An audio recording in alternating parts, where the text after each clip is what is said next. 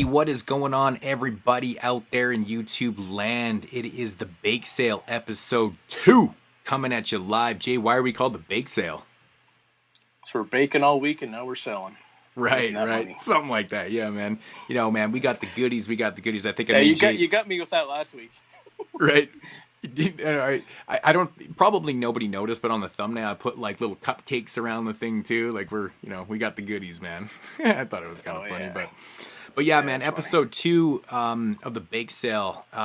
So this week we are going to not just tackle one album, we are actually going to be doing 2 albums. It's kind of a theme here because, as you guys probably know, something that has been very prevalent in hip hop, especially with releases, is the shorter album, quote unquote, right?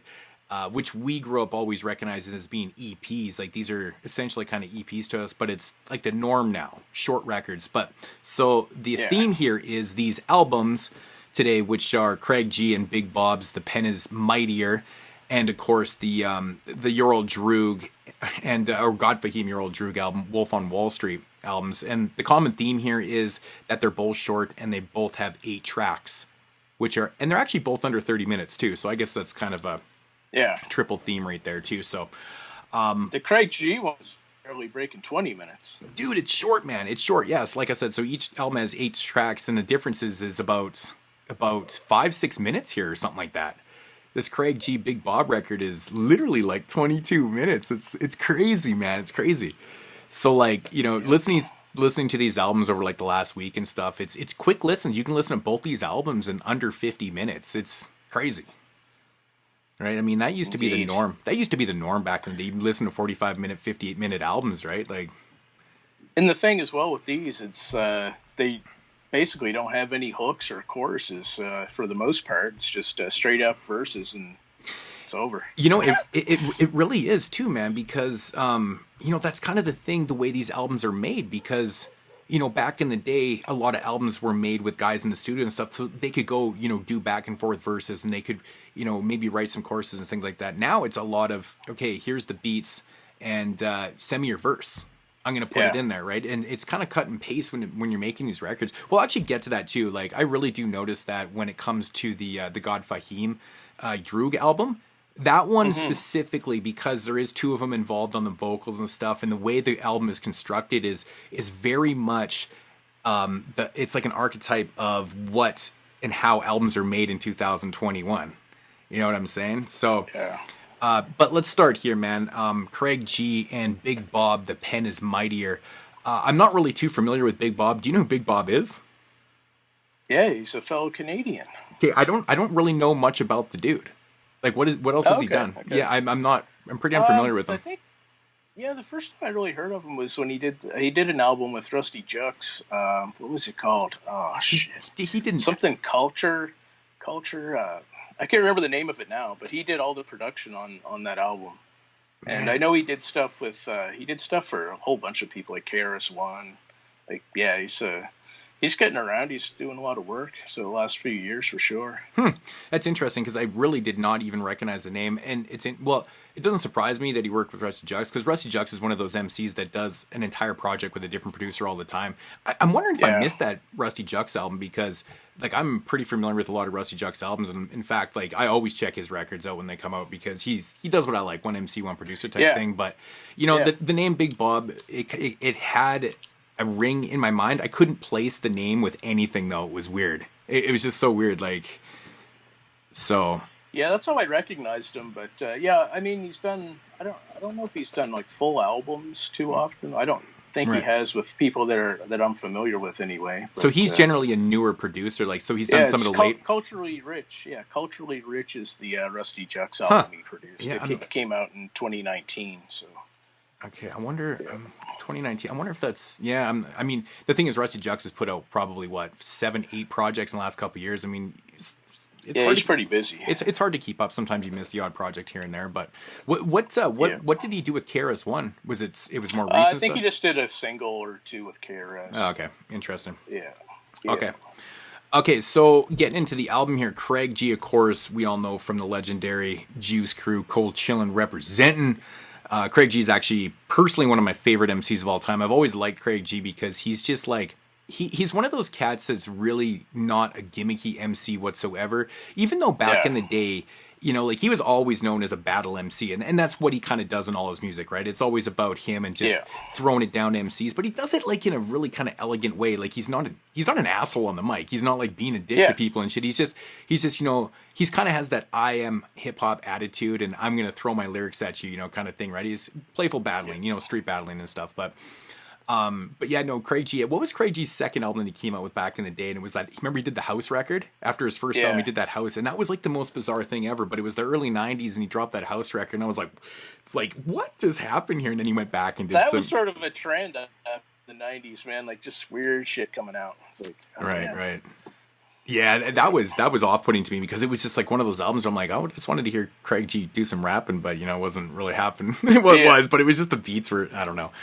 But yeah, so this record right here, man, Craig G and Big Bob, and what we get here, man, is just it's through and through just straight hard boom bap with battle lyrics. I mean, this album doesn't really have a lot of it doesn't have a lot of different themes and overall, I would say, you know, real in-depth, you know, themes and shit like that. I mean, most of the album is pretty much what you're going to get with Craig G. I mean, there's a couple songs, like 2 out of the 8 songs are dealing with like racism and shit. I mean, it's only 8 tracks long, so that's the thing. That's the thing. I think 6 of the songs right there are pretty much the same theme. You know, him battling, you know, doing shit and stuff, and then Every Chance You Get definitely is more of a politically charged track and stuff like that. Even Riot too, Riot, and I would say the last 2 songs. Yeah, definitely Riot, and Asphyxia as well. That one is definitely Asphyxia. I guess it has. Oh yeah, for sure. I mean, it's funny too. It deals with that a little bit, but then it actually comes off as being like, it's very like lyrically charged though too, right? And he's throwing darts at people in that too. It's kind of interesting. But every chance you get is definitely, I think it's got a little bit of, politically stuff in there. But anyways, starting with Poke the Bear, man, this is an interesting track to start off the album because, again, I was, you know, going from the 13 record last week, which obviously had kind of the rock influence and stuff. And this was the first song of the first album I listened to. And I was like, are you serious? Like, it has this guitar riff. Yeah, guitar loop going. Yeah, it's got this guitar loop played through the whole track and stuff. And I was like, really? That's crazy, man. I really actually enjoyed this track a lot. It was something you don't really hear from Craig G a lot. The beat was a lot different. It just kind of came right at you. And but it's just him. It's just Craig G throwing it out to, you know, rapping, you know, real MC shit. You know, it's just hip hop track, and I really enjoyed this track. It was a good track to start off the record, actually. Kind of hype. Yeah, it's funny. The first line he says it starts off "been here a long time," so it's like, damn right you have. Right. Yeah, but yeah, the guitar loop as well. I was like, oh damn, this is like kind of a hype track to start this off. So I was expecting it to continue on that path, but kind of slowed down a bit. Yeah, it's definitely a good track to start it off for sure. And it's kind of the funny, a couple of lines he had I thought was funny. Is like you said, Smash Mouth hip hop makes them feel uncomfortable. That was pretty funny. Right. And then another one, he's like just dissing like artists of today. He's like saying they can't even do an interview, let alone rhyme right and stuff. So it's pretty funny. Yeah. And I mean, that's very prevalent through it, man. He does that a lot through the album. You know, just to kind of taking it back with, you know, which leads into the second track too, like Original Recipe. You know, it's basically like he is the original recipe of hip hop kind of thing, right? Like this is what, you know, the original recipe is me, and he's throwing darts and stuff. Like it's that archetype type shit. And it's like he's just kind of like he's pissed off at people just taking the music for granted and trying to move in on shit just to become famous and shit like that. It's that whole thing of a lot of cats nowadays, you know, half-ass rhyming and you know, over crappy beats and shit, and half-ass rhyming and getting famous and getting that bread and stuff. And it's like, yo, man, I'm the real deal. I'm the original recipe. This is what you see is what you get kind of thing, man. I like that, man. Craig G takes everything super serious, but you know, he's not a dick about it and stuff. But he has a good sense of humor when it comes to thing too. He's smart with a lot of his lines, man. He throws them right in there. They're always very fluent and stuff. Like even to his album covers and shit. Like remember when he did the album Ramblings of an Angry Old Man, and it's him on the cover like this. You know, it's just fucking. You know, that's Craig G's, you know, mentality to a T, right? Like he knows he's old and he's been around forever. Title, man, that's a funny title. The other one was he released. It was I rap and I go home. Yeah. But it's straight to the point. That's straight to the point, and that's what I love about these songs right here, because they literally are straight to the point. And this song, Original Recipe, man, the fucking piano loop through this song, is fucking dope, dude. I love that this is like no gimmick shit, man. But one thing I like about this record overall is that pretty much half the album has like a lot of scratch hooks. I think 4 of the 8 tracks have scratch hooks, and this one right here, it's perfectly set up for a scratch hook. And those are like honestly my favorite type of hooks when it comes to boom bap beats and shit. Yeah. If you're gonna have scratch hooks, like this one has, like, I can't remember all the cats they scratch, Method Man and J. Rue, I think Royce. I don't know. There's like a bunch of different people in there. But it's just, it works so damn cool because, he's talking about, hip hop, rhyming, lyrics, hard beats and shit, coming at you hard, you got to scratch it over, right? So. Yeah, for sure. Yeah, this one, he's, what was one line he said? It's like full dedication to be best in the game.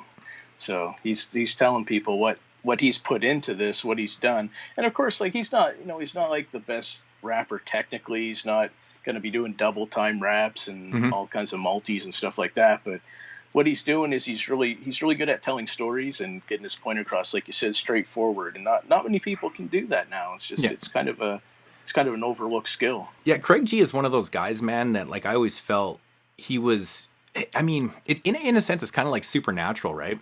Supernatural is known as one of the best freestyles of all time and stuff, and say what you will about his albums, but his albums are a lot different than he is as an actual live MC. Like, if you ever saw Supernat or even Craig G in a live setting where they were just coming off the dome, and these guys were real freestylers. Their flows and everything about them, their cadence, the way they did shit was so different, but a lot of times, and we've had these conversations before, I think that there's a lot of MCs out there there's 2 types of MCs. There's these guys that can, do this live performance, battle rap, and do all that type of thing. And then there's guys who can sit down and write records and construct songs and do it a lot different. So I think guys like Craig G and stuff, they change a little bit because he wants to be more of a storyteller. He's not just coming off the dome, flippity flap, and doing all this type of shit. So it comes off a little different. But that's what I like about Craig G, man, is that he does have these 2 types of personalities, and he can still fucking, he can still do that freestyle shit, but he can write these structured songs and just kind of, but everything doesn't have to be DOS effects. It doesn't have to be Bone Thugs. It doesn't have to be like shit. It doesn't have to be crazy, and it doesn't have to be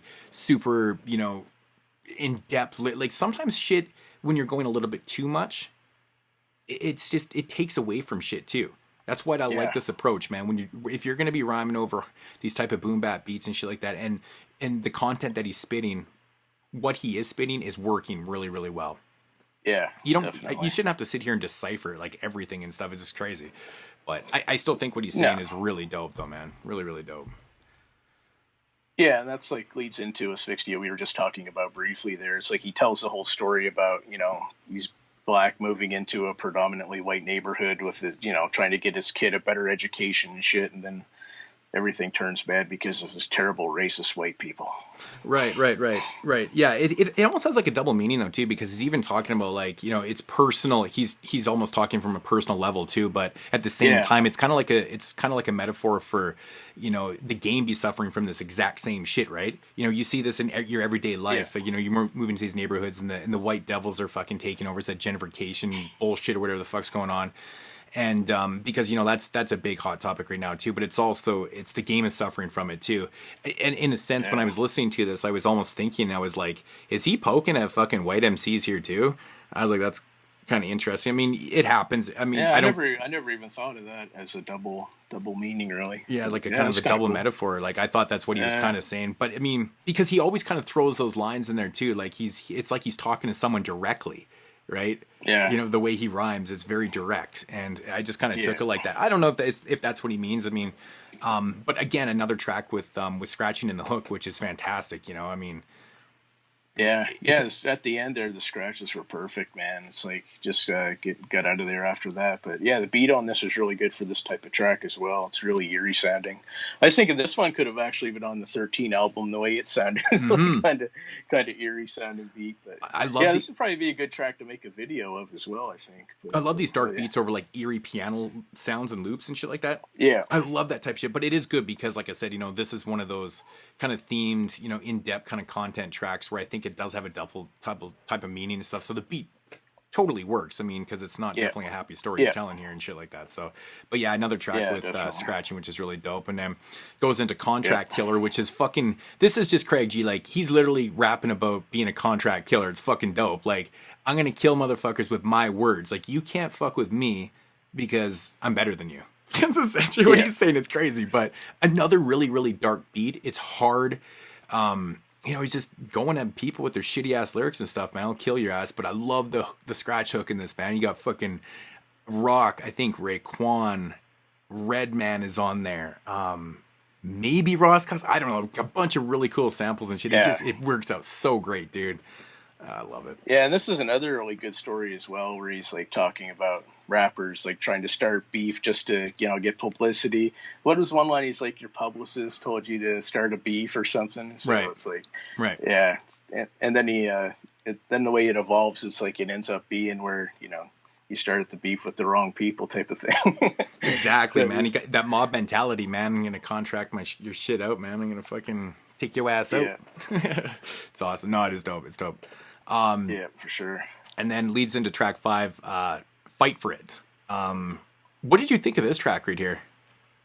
It was pretty good. It's like basically it's like kind of motivational type of track. It is letting not to give up on what you want to do and stuff. Yeah. Yeah. This is. I mean, this is very much like, especially Craig G in the last like 10, 15 years. He does do a lot of tracks like this, man. Like where he's as he knows he's getting older, but he's still excelling. He's still trying to propel himself into the next level and stuff like that. And this is one of those songs. Just fight for it, man. I mean, it has a double meaning though too. It's like doesn't matter where you're coming from or where you're at and stuff like that. You still got to fight for where you're at and shit. And he understands that. Even though Craig G is older, he's still hungry, and I love that about him too, right? So. I like the snare in this track. I thought it was pretty cool. It comes at you hard and stuff, but I just felt like this song right here I would have loved to have heard a scratch hook in this song right here, man. Like just the way it was. I think it was kind of but this actually did have a conventional song structure. Like it had the verse, hook, verse, and then it's kind of different. But the scratches came in at the end there, so it's kind of good.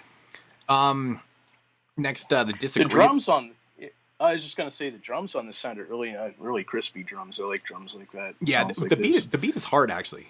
For a song about it's that big horn loop. It's like I was thinking, Jesus, that sounds like something you see on like a Hercules cartoon when they blow the horn like to summon somebody, come and rescue somebody. Right. Yeah, I thought the beat was actually pretty hard for what the type of song is. It's pretty cool. And then, which leads into the next track, actually, Disagreeables, which is actually I would say probably one of the slower tracks on the record anyways.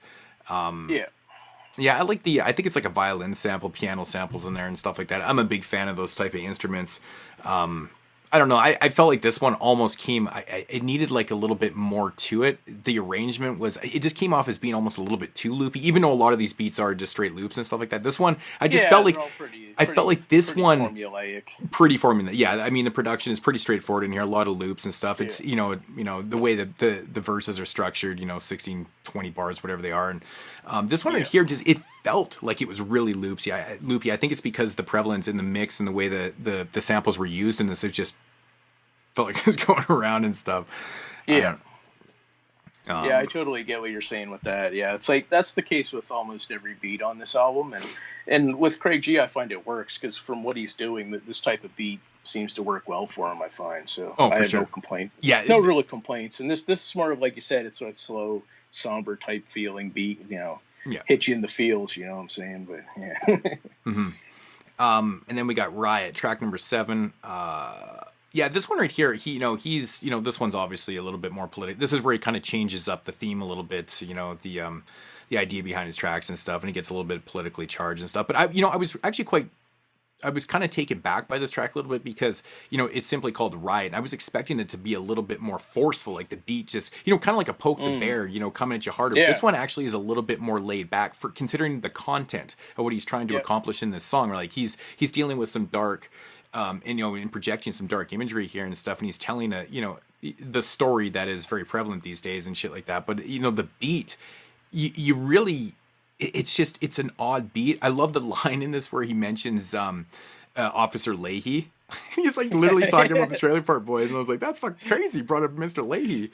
Rest in peace to I can't remember his name right now, but Mr. Leahy passed away. But it's a cool song. I was a little bit disappointed with this one, just given what the content of the track is and being called Riot. I was like, man, it seemed like a little bit of a missed opportunity to come right at you hard and just be like, fuck this, man. I'm going to give it to you over this rawness. So, Yeah, and this is the only track that I'm aware of that they have a video for. So I guess it's the single of the EP or whatever. Is it But really?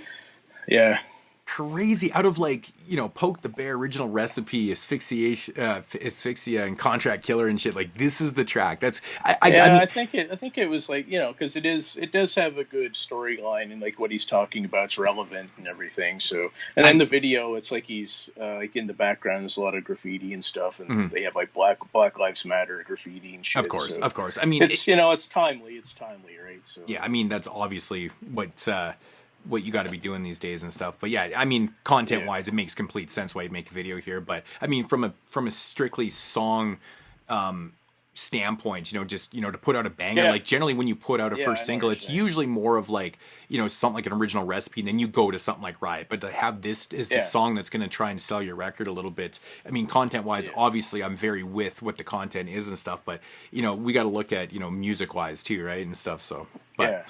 but Yeah. and then the Yeah, last. I like the way in this track is like he had kind of went over like the backgrounds of the police officers growing up, and then how that transfers into when they actually become a police Yeah, officer, that's right? actually So a good point. I actually have that it's written pretty down too. cool. I like that too, man, because Yeah, it's such a true thing, right? I know, like, I'm not too sure like how it is down in the U.S. when it comes to basically screening police officers, but I know in Canada because firsthand, like I grew up with a friend that his dad was chief of police in the city I live in, and mm, just talking to him about how they screen and how that you can become a cop and shit. It's super fucking hard here, man. Like, you got to go through so much shit before you can even be accepted into the yeah, academies and shit. It's just crazy. Like, I mean, like, one of the biggest questions, man, were you ever bullied? Like, if you, yeah, it's kind of funny when you really think about it. Like, if you were bullied in high school, like around here, you're almost exempt from being a police officer. They don't want you there because they figure that you're the type of person that's going to be doing this fucking bullshit out in the streets and stuff, right? So yeah. And like, then versus in America, like they have billboards up like asking people to apply to be police officers. yeah, And when you look so at the different. pay structure as well, like here, police officers get paid well. Yeah, In the United States, they don't. yeah, So yeah. it's a totally different system from here in the U.S. for sure. Completely totally different systems, man. It's just crazy. Like, I remember having talking to this guy that was going through all this stuff, and it's crazy. Like, you literally can't lie about anything because you have to answer everything truthful and stuff, but they give you like multiple lie detector tests and stuff like that. Like, they'll ask you everything from, did you ever look up like bestiality on your computer, right? Like, Yeah, they'll think of every single question to ask you. It's crazy. yeah, It's absolutely fucking insane, man. Like, our screening process is definitely something else up here. yeah, for sure. But anyways, kind of got on a little bit of a tangent there. But yeah, no, the structure of going talking about the police's backgrounds and shit is an interesting idea, because this Yeah, person was here once and now they're here. What happened, yeah, right? yeah, So yeah, it's cool. And then the album ends with a track called "Every Chance You Get." I love the bass in this track, man. The bass line in this track is fucking dope, dude. This one actually yeah, has another scratch hook in it also. It's pretty laid back, but I think Craig G absolutely destroys this track. At first, it wasn't really doing a whole lot for me, but over the week, the song actually really did grow on me quite a bit, man. I think that it's another track that Craig G does, moving up and moving in the game and shit like that. But it's just another tight story from Craig G, man. yeah, man. It's just basically a positive message again. You got to go for yours type of thing. So yeah, it's pretty cool. And the beat, like I said, it's a simple beat like all the rest, and that, again, it works perfect. So definitely a good closing track. I liked it. Yeah, I mean, overall, I think this album is pretty damn solid. I mean, for 22 minutes, like, it's not gonna disrupt your day, man. I mean, Yeah, it's got the hard boom bap beats. They are pretty loopy. The production is simple on this, but I think it's effective. It does go its extra mile, and it doesn't have gimmicky sing choruses and shit, which I'm not a big fan of. And incorporated putting scratches into it, which I respect, because that's something as a yeah, lost art in albums these days, man. I feel like there's a lot of albums, yeah, a lot of tracks I'm listening to, and it comes to the chorus, and you're like, and it's like they don't know what to do, man. Okay, we'll just throw this in there, but like, fucking do some scratch hooks and shit yeah, like that. But Really, this album doesn't really have much filler. Really, there shouldn't be. It's 22 minutes, 8 tracks and stuff. I think the loops and stuff, the musical samples are actually really good. I mean, my biggest problems with the record is just it's a little bit too short, man. Even for these short type album EPs, it's pretty fucking short. Like, I listen to this like every day. I feel like it's over before it starts. It's so crazy, I mean, but otherwise, man, it's honestly pretty damn good. It's pretty good. Yeah, I enjoyed it. Like you said, you just throw it on and it whizzes by, and it's like you get a fair bit of good content out of it. You get your positivity, you get a couple stories in there. So it's like you said, if you like scratch hooks, it's definitely something to check out. Even when he's doing like his politically charged tracks and stuff, he's still being in a sense almost positive. He's not coming off as being super rugged and just saying blatant shit like fuck you, you're a piece of shit and stuff. Like, he does it in such an interesting way. Like, even those type of tracks, he's still seeing the positive in these kind of negative situations that that he's been put in and stuff like that. So I mean, it's pretty cool, man. But Craig G's always been like that, though. He's always been like that throughout his history of rhyming and shit. So mad respect. But cool project, man. Have any top 3 favorite tracks on this one? Yeah, man. Original Recipes, as of right now, is one of my favorite tracks of the year. I've listened to it like 100 times. I love that track. Asphyxia and Contract Killer, probably my 3 favorite songs. Actually, they're in a row on this album too. 2, 3, and 4. Just oddly enough. Yeah. Yeah, those are three totally different songs than I had. I had Poke the Bear. I liked the way it kicked off the album. And Riot, we talked about that quite a bit. The storytelling in there, it's a good track, and also like Fight for It. So those are the 3 I enjoyed the most, I think. That's so crazy, like how different we can have such similar but different tastes all the time. But that's cool. Out of 8 tracks, man, like 2 totally different sets of 3. So the only songs that didn't get mentioned here are the Disagreeables and Every Chance You Get. Those are like the only 2 tracks. That's so crazy to have 3 different songs. I like Every Chance You Get as well. So no, it is good. I like them all, really. I like all the tracks, but those are my top 3 right now. Yeah, I think like the first 4 songs on here are just like, it's just banger after banger. Like, it's crazy, dude. Like, I was like, wow, this is like full of fucking heat, man, for myself. But yeah. Quick little rating on it. What would you give this one? I actually didn't give this one I give it a 7.5. That's exactly what I'm coming in at. 7.5. 7.5. It's so hard to like really give these things high rate, even though it's really dope. It's just so damn. I feel like we're rating EPs. That's the only thing that's the drawback is it is super short. It's kind of like when I always feel very awkward when someone wants me to review and rate a short movie, like a 30-minute movie, and I'm like, well, like, what do I do? Like, do I just cut my rating out of 10 in half and give it like something out of 5? Like, I don't even know what to do at that point. It's awkward. It's pretty hard to do that. All right, so that is Craig G and Bigbob. The pen is Mightier. Check it out, peeps. I think you can get it on the Bandcamp. I definitely know you can get it on the Bandcamp. So I don't think there's a physical copy of it as of yet. There could be coming, not sure. Definitely check out the Bandcamp. For like most artists nowadays, pretty much everybody has a Bandcamp page or something linked to something. So these are really not hard to find. Just do a quick Google search. But moving along into the God Fahim, the Atlanta MC, and your old Droog, from New York. And the album is called Wolf on Wall Street. This is an entire album produced by the God Fahim himself. It's short, again, like we talked about. It's 8 tracks, runs about 27 minutes. Any overall thoughts on the record first? Oh, man, I thought this was a really good combination. It's actually surpassed what I thought it would be. Is with Droog and Fahim, I mean, I heard them before, and one of the tracks on this actually Fahim released a while back, and but yeah, I thought this was really solid. The beats were very similar to Big Bob's production on the last album we were just talking about. It's very, very simple beats, all loops.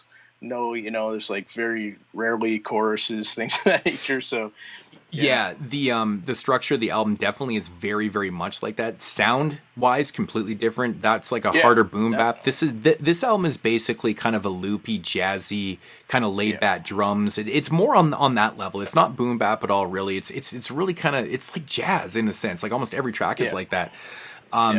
This album right here is very, very formulaic. Like I listened to this album a lot this week.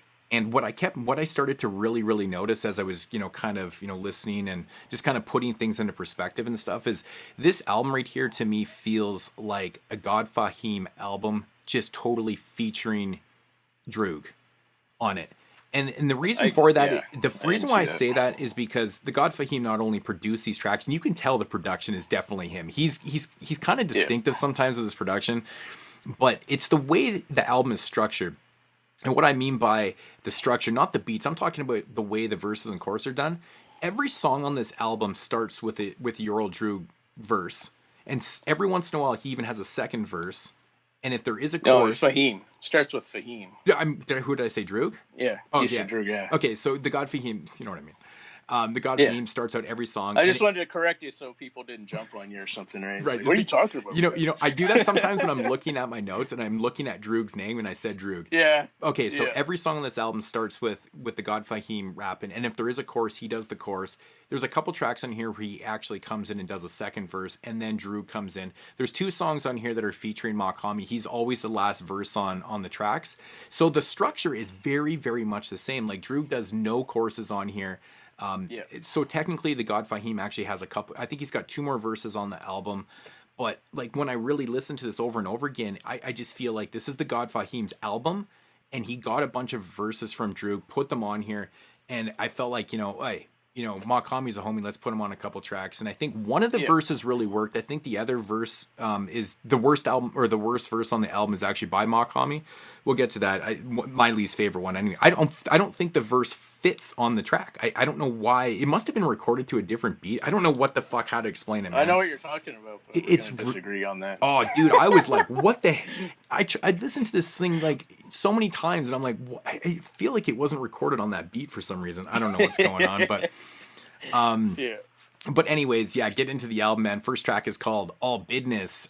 This is a fucking unbelievable. This is a song, dude. Like it's got this crazy sax loop over this like really laid back drums, and it again, like I don't want to keep repeating myself like a broken record, ironically enough, but the album is very loopy. Like the beats are all loops and shit like that. They're very, very simple. But man, this sax loop, man, this is like almost like a sexy sounding beat, but it's not though. That's the thing. It's very street sounding and it's very elegant, and I love it, man. Fucking love this, man. Yeah, when this came on, I was like, "Oh shit, oh man!" I was loving it right off the bat. Yeah. And then Fahim sounds really good on this type of beat, I find as well. So, and I mean, pretty much every verse Droog has, there's some sort of quotable in there somewhere, right? So, definitely a good track to kick off the album. I really wish that there was the lyrics written up for this album. I wish we had like a physical or lyrics and stuff so I could actually go through. I just, trying to write down quotes and stuff. It just sometimes I'm just too busy listening and shit like that. But you're right though, man. Droog, every verse that Droog does on here is insane, man. I think these are some of the best verses he's kicked in a little bit, man. Like these are really good, man. Really, really good verses. You can tell this album just felt very personal to both people. Like you can God Fahim was doing this shit, and then Droog kind of put his heart into these verses for this project. Like I don't know. I just felt like it felt personal to both people.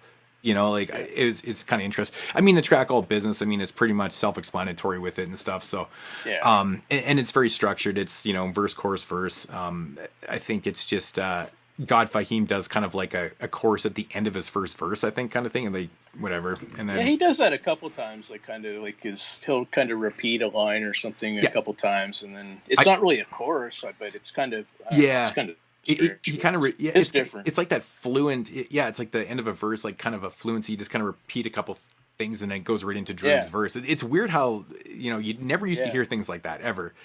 So that's a really, really dope track to open up the record, man. It sets the stage, man. Now, like to me at that point, I was like, "Okay, is this shit gonna go downhill or what?" Because I did not know what to expect after that. I was like, "That's crazy."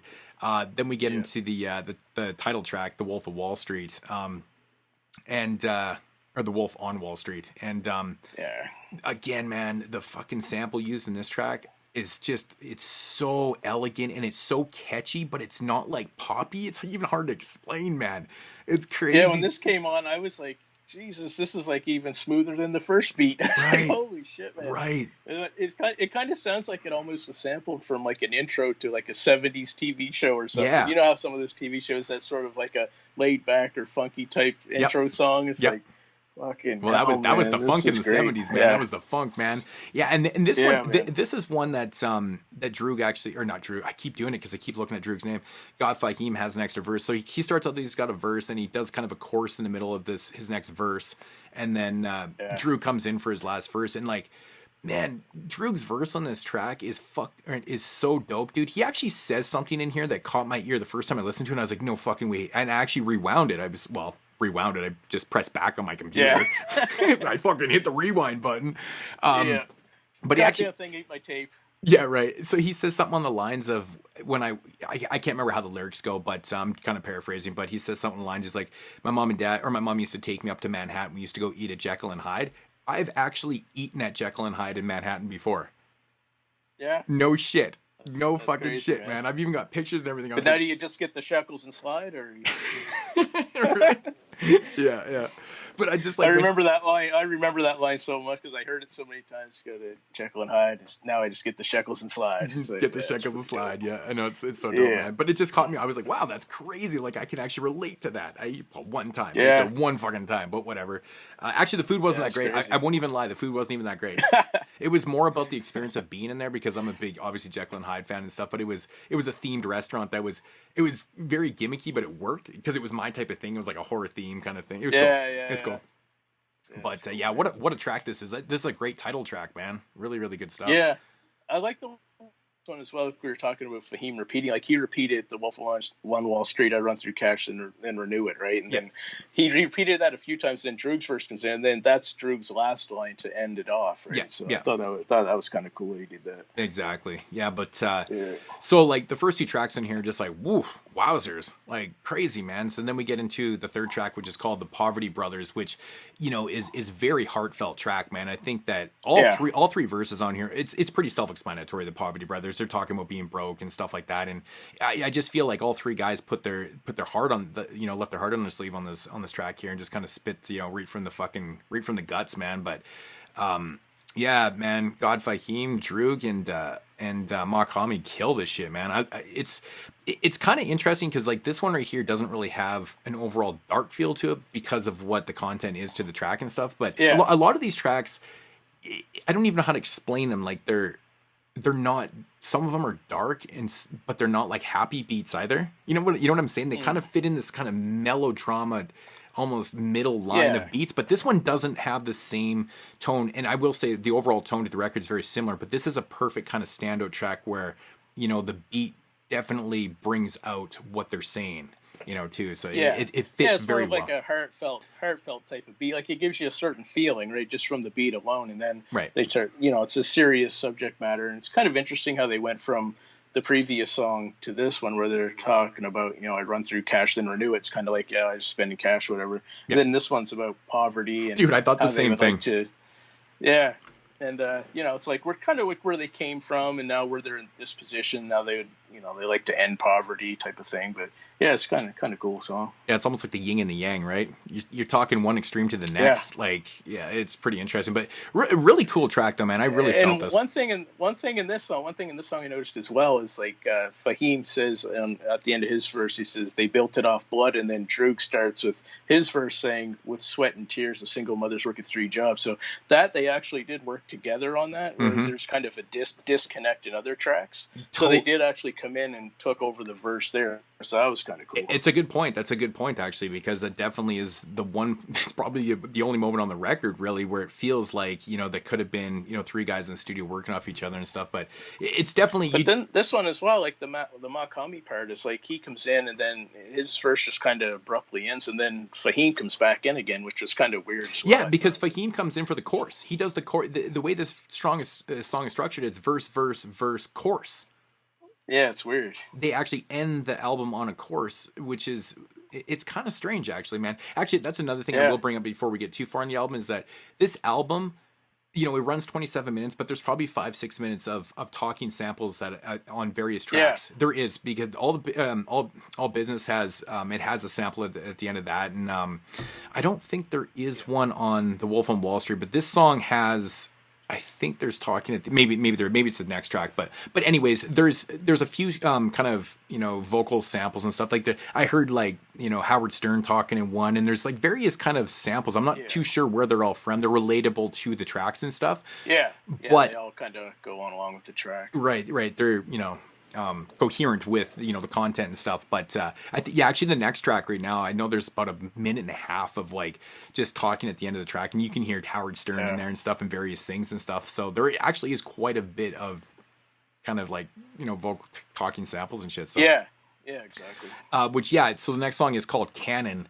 Man, dude, this is a fucking dope ass beat too, man. I love this track right here. It feels really short because of the long, kind of drawn out, vocal, whatever you want to do at the end of it and stuff. But for some reason, this beat right here, it reminds me of something that you would have heard in the early 2000s, like underground, early 2000s. There's something about it. Every time I hear this one, I'm like, it kind of sounds like something that you would have heard. It's not as hard as like early nonfiction stuff, but it had like pinpoints of that early 2000s in it. And I was like, it's kind of cool, man. It's kind of cool. Yeah, it's kind of like a hypnotic type loop on there, and it's more of a conventional type beat versus their other, like the previous songs are more jazzy soul type beats. So yeah, it's definitely a good beat though. I liked the beat a lot. Yeah, it's interesting because the structure is basically verse. There's no chorus in here. It's two semi-long verses, and then it has that long kind of outro to it, which is kind of an interesting structure. But even when you're hearing the vocal samples and stuff, I find myself listening because, first of all, I'm trying to figure out who the fuck is talking, and this one obviously had Howard Stern in it because everybody knows that voice. If you ever listen to Howard Stern, you know Howard Stern's voice, and it's kind of cool. And it's got him saying things like, "Oh, he's so great and stuff," and it's kind of funny to put that on your track, right? So yeah, lyrically, as far as I could tell with this one, they're just basically letting everyone know they're the shit, pretty much. So. Pretty much, yeah. This is more of a boasting track for sure. And then we get into track 5, which is called Meditation, and damn, dude, I think that Droog's verse this is my favorite verse on the record from Droog, hands down. Like, again, I'm paraphrasing, but he says something on the lines of like, he goes back to the whole Nos thing and stuff, and is like, if you guys had to just admitted that I was good, and he's just talking about the whole Nos thing. Like he keeps bringing that up here, and I love his verse. And this is one of those songs that's kind of structured pretty much like everything else. It's verse, 2 long ass verses, and that's it. Yeah. So I think they kind of repeat maybe kind of a chorus at the end of the verses. So it's not a structured chorus, but they end their verses with a fucking kind of a semi-chorus, but it's just 2 long verses essentially. And it's cool because, it's both guys, again, doing shit from their sleeves, man. Like these are fucking in-depth lyrics, man. It's cool. It's very personal. It's a very personal track. Yeah, definitely. And it's kind of the beat's like smooths back to a smooth type beat, which fits the title basically. And right. I like one line Droog had. He says he's been a beast way before the mystique. So yeah, it's like letting you know. Do you have the actual lyrics? Do you have the actual lyrics to the line where he's referring to the whole Nos thing about if in the beginning, if you guys had to just mentioned that it was good, and then it rhymes with something, and it's really cool, man, because I knew exactly like what he was talking about and shit, and he's kind of getting into it and shit. Is like, I just like that whole mystique thing about Droog's career, how it was kind of. He wasn't overly built on the whole Nos thing because he never said he was Nos, since it was everybody else created that persona. Yeah. Right? But nobody would accept. Like you said before, man, he just he didn't come out right away or anything and say anything. No. Just let it build, right? That was the coolest part about the whole situation, I thought. Right. And this is kind of like him reflecting on that whole kind of growing era now. Like he's been in the game. I think he's obviously a lot more respected than me. He has people, contacting him from all angles. I mean, fucking, what was it? One of the albums from last year was a direct response to Scarface, said, you're the shit right now. And then he put out, I think it was Transportation. I think he did the album right after Scarface said, yo, you're the best in the game right now. And he made Transportation. He's like, yo, dude, like you're just killing it, dude. And so, you got guys like that are, some of the best of all time and shit. So, but yeah, I love that verse. It just really, I really felt what he was saying there. It's crazy. I'm a big fan of like reminiscing tracks and stuff. Even though his career hasn't been overly that long in the game, he still has enough there that it allows him to even do tracks like that, which is crazy. So then we get into track 6, which is called Value, Well, this again, their song titles are kind of self-explanatory. I mean, this is, about their value in the game and, knowing yourself and, allowing yourself to do what you can do, knowing what you're able to do and stuff. And again, I think this is a song and a product of two MCs that are very, very confident and competent, in the music. I mean, both are producers, both are great writers, both are great MCs and stuff. And it's just, it's another track that really kind of fits together. But, this is one of those songs right here that, like, I would have loved. It's structured, it actually does have a little bit of a chorus and a verse, chorus, verse. But I would have loved to have heard somewhere on this record, maybe even this track, God, Fahim and Droog fucking go back and forth. I love when MCs go back and forth. It's my favorite type of shit, man. It's kind of like when you take a song like Fast Life, G-Rap and Nas, right? They do a verse, and then they go back and forth on one. And that's all it is, man. If you can do that, I love that structure in songs and shit. It's great. But I just felt like, from the value, like, just go back and forth and shit. It's just kind of a shame we never got to see them go back and forth on any tracks on here. So, yeah, this would be a really good opportunity for them to have done that as well. So I definitely agree with that. But on this, I like the beat on this as well. Had a nice bass loop in there, really chill beat. So, yeah, it's basically them, like you said, just know your value. Like Fahim said, know your value or pay the cost of not knowing. So it's kind of like the Craig G track as well. There, it's motivational. Like just, yeah, it's cool track. Yeah, no, it's cool, man. Yeah, no, it's a cool track. I kept thinking to myself the whole time. I'm like, man, dude, I would love to hear them go back and forth. Like, this is our value. This is what we can do. We can show our styles. We're versatile. Shit like that. So, but yeah, that would have been great. But otherwise, still a cool track. Which leads into track 7, which is called Gupta. I guess that's what it's called. I'm not even 100% sure how to pronounce it. Yeah. Gupta. Yeah, that's how they pronounce it. It's like Gupta. Yeah. And I didn't know like the hell Gupta was. Like I didn't know. So as far as I can tell, though, it's their term for money. I guess like getting money. So that's kind of what I was. But it's funny. It's kind of interesting because this track has a really serious tone to it. It's got this kind of like guitar sample loop in there and stuff. And I like this track. I really, really like this track. Like, it's simple. It's verse, verse, verse, 3 MCs. But this is the track where I feel Makami's verse, it's so crazy because you've got Fahim's verse and then Droog's verse. And then his verse, it sounds like he's high as fuck and he's reading off his paper or something. Like, and I'm thinking to myself the whole time, every time I listen to this song, I'm like, I'm trying to picture what was going through his mind. And then I kept thinking he was probably rapping over a different beat. He sent the fucking verse over, and they're like, "We're gonna put you on Gupta." I don't know why. It always makes me laugh. Yeah, I thought the same thing the first couple times I heard it, but after I listened to it, I don't know, like 4 or 5 times, I was like, God damn, this is kind of catchy the way he's doing this. And then I was thinking, like, Jesus, he's got more pauses in his verse than Sean Price would. How Sean Price would always pause. Like, then he would just, like, go on with another little piece, stop, another little piece, stop. I was like, oh, yeah, this is... But after a while, like I said, it just grew on me for some reason. His little accents he had in there and stuff. I was like, oh, shit. I think there's a couple moments in the end of the track, too, where I think his verse is done, and then he cuts back in, and I'm like, oh, okay. And he's done. Nope, he's not done. He does it like 3 times, and I'm like, what the fuck is going on here? It's a weird verse because, again, honestly, Fahim and Droog, like Droog always, like, he's very consistent in his flow. Like, his flow in this album is like very much the same all the time. There's a couple tracks where Fahim is a little bit different on it. I think the song In Value, it almost at time, there's a couple lines that he spits in his first verse that it almost sounds like he's reading his lyrics off his paper. And I was like, yeah, it almost does, right? Like, the way he breaks up his lines and the way he delivers them, it sounds like he's reading. Because if you've ever been in the studio or ever rapped yourself, like, when someone is reading or if they know their lyric. That's why MCs always tell you, if you want to be dope, remember, go into the booth having your lyrics up here so you can spit it properly. Because when you read, you have the hesitation in there, right? So, but it's funny because it's that one track like that. But I don't know, with Makami on this, I'm just like, I feel like he was either just freestyling at this point or he was just high and he just was not giving a fuck. He was like, this is how I'm doing it, man. Yeah, any of those is definitely a possibility. But yeah, like I said, though, I thought the exact same thing. I was like, what the fuck is going on here? But after I listened to it a bunch of times, for some reason it just clicked with me, and I was like, this is hilarious, and it's like, it's funny as hell. And it's like it added a little extra ingredient in that track. Right. It's not even like I don't like it. I just don't think that verse works for this because it's coming off these two pretty good verses, and it's also, it almost comes off comical to me because the beat is kind of dark, and like I don't know what it is. It makes me laugh every time I hear it. I'm just like, oh my god, it's the weirdest shit, man.